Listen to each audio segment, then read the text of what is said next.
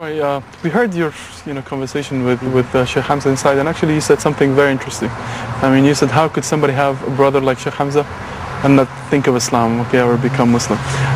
We'd just like to know, I mean, why until now? I mean, what's going through your mind?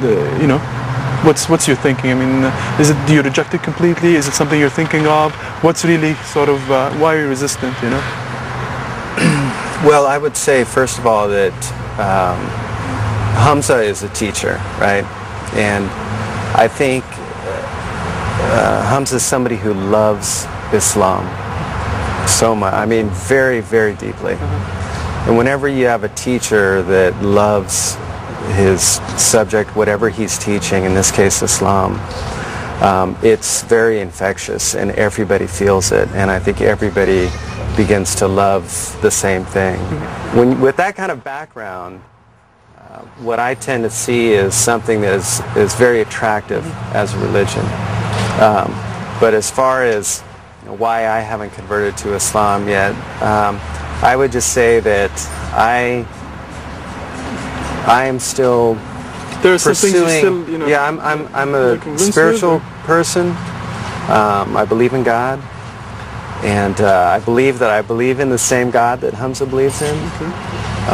But I suppose it's just been more of a struggle because for Hamza growing up, Hamza was always after the truth, and it didn't matter to him where the truth came from as long as he recognized it as a truth.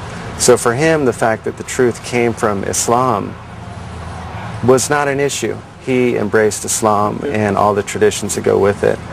For me, I'm not quite as bold as Hamza, and so I've still got all those Western conventions in my head. I grew up in a family with many different influences, Christian influences, Buddhist influences.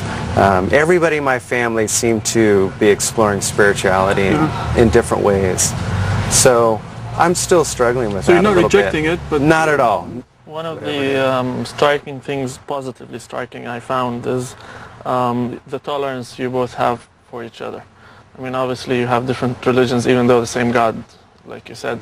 But for someone like Sheikh Hamza, who would love to see the whole world become a Muslim, and to see his brother still not yet there, but yet you're sitting together in brotherhood, and you also accepting him without an effect on the relationship. How is that happening? Well, first of all, when you have Hamza as a brother, there's just no possibility of rejection. To me, that would be, I consider Hamza a treasure, as it seems everybody does.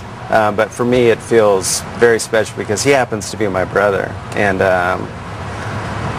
so intolerance has never, ever been an issue.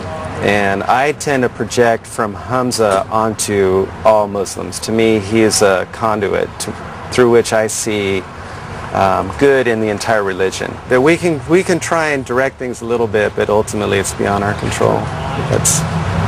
Thanks a lot. You've set a really great example, your conversation, both of you. Really, Thank you. It's a pleasure. Civilized talk and relations.